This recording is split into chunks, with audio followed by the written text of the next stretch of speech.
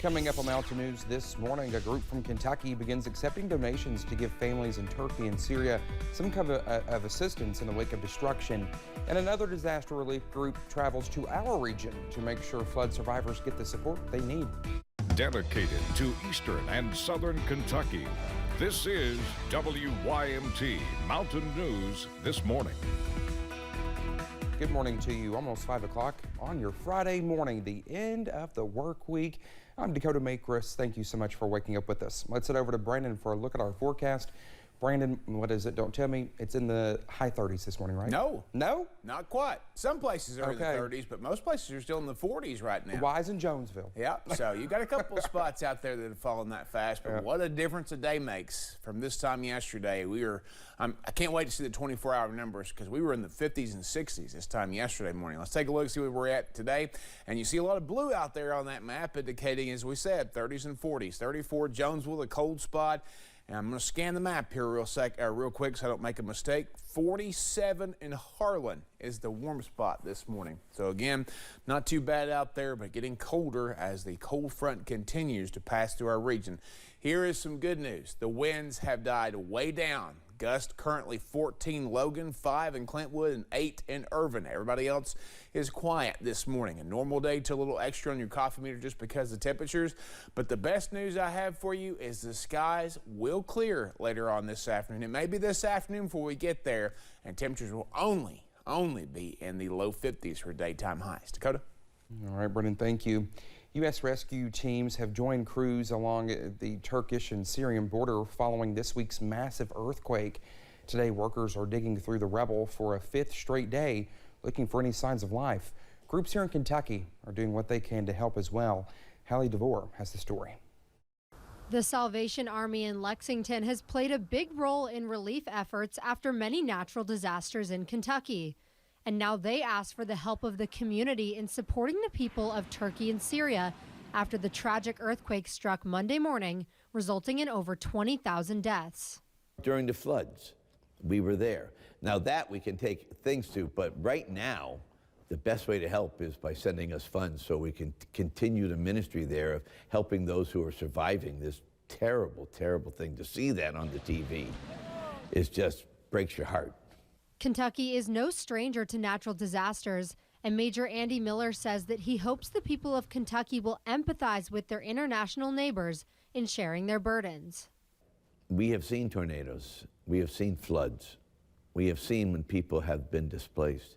And I think sometimes when you've been through something like that, it opens your heart a little more.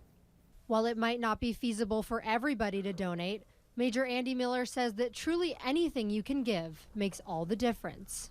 Nickels and pennies and dimes and dollar bills and quarters, they all add up.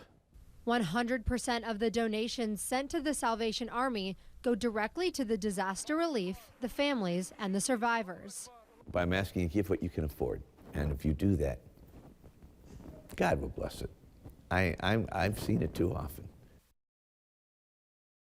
That was Hallie DeVore reporting. Currently, the death toll stands at about 21.7 thousand people. If you are looking to donate, the Salvation Army says you can drop off a check during its office hours, or you can mail it to 736 West Main Street in Lexington. Well, another disaster response service has made its way to the region this week, but in the Big Sandy. World Renewed Disaster Response Services traveled from Michigan to Eastern Kentucky to assist in the recovery of people across the region impacted by flooding. Floyd County Long-Term Recovery Group co-chair Missy Allen says after the assessment, the goal is to take all of the data and use it to help as many people as possible. Our goal is to connect folks with a case manager to help walk through this process for our flood survivors so that we can maybe fill any gaps that were missed in, they may not have gotten the amount of money that they needed to get back to their home appropriately, and that's where we want to try to help. She says you can also call the Floyd County Community Center if you cannot make it to the walk-in sites during the next 2 weeks. As of this week, nearly $9 million have been awarded as part of the buyout program for flood victims. Governor Andy Beshear announced the total during his Team Kentucky update yesterday. He said the awards account for 51 properties from Perry County, the city of Jackson, and Breathitt County. On the buyout program, it continues, and this is the fastest we've ever seen a buyout program work. That's when FEMA buys out the property if it's in the flood zone, so someone can use those dollars to move, hopefully, to a safer place. If you are a homeowner who wants to learn more about the program, you are encouraged to contact your local judge executive or emergency management office for more information.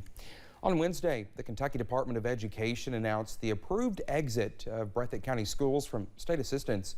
Breathitt County Board of Education Chair Rochelle Hamilton says she's proud of how far the school district has come in the last decade and how well it has worked together.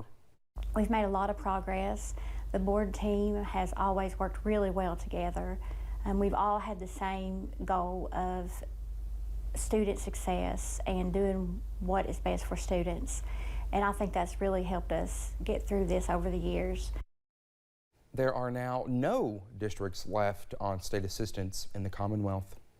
Well, thank you so much for getting your Friday morning started with us here on Mountain News this morning. When we come back, a tornado causes some major damage down in Louisiana, but the rain that came after might cause even more issues than the wind. While that wind has finally died down here at home, all eyes are on Super Bowl weekend to see what the forecast is going to bring as we return to winter, at least briefly. I'll have the latest in about 3 minutes.